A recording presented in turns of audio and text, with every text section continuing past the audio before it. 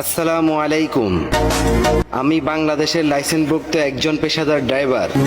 আমি বাংলাদেশের নাগরিক হিসাবে সবার মতো কথা বলার অধিকার রয়েছে আমার। মহাসড়ক আইন পরিচালনা কমিটির সদস্য বিন্দুদেরকে এবং ডক্টর ইউনূস স্যার পর্যন্ত আমার এই বার্তা পৌঁছাতে চাই। ইঞ্জিন চালিত মোটর গাড়ি ছাড়াও আরো একাধিক বাহন আছে। আপনাদেরকে বোঝানোর জন্য বলতেছি, যেমন আকাশের মধ্যে বিমান চলে, হেলিকপ্টার চলে, জলের মধ্যে জাহাজ, লঞ্চ, স্টিমার ইত্যাদি, স্থলের মধ্যে যেমন ট্রেন চলে। আমি জানতে চাই, একজন বিমান চালকের হাতে যখন দুর্ঘটনা ঘটে, সেখানে বিমান ক্র্যাশ হয়ে যখন শতাধিক মানুষ মারা যায়, তখন তো কেউ কখনো বিমান চালককে দোষী করে নাই, তাকে ঘাতক বলে নাই, এবং কি লক্ষ্য করবেন, তার নামে কিন্তু কোনো মামলাও হয় নাই। জাস্ট একটা দুর্ঘটনা।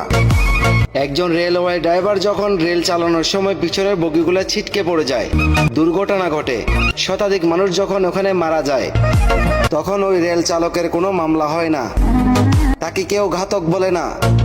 এমন হাজারো প্রমাণ আছে আমাদের কাছে, যা বলে বলে কখনো শেষ করা যাবে না।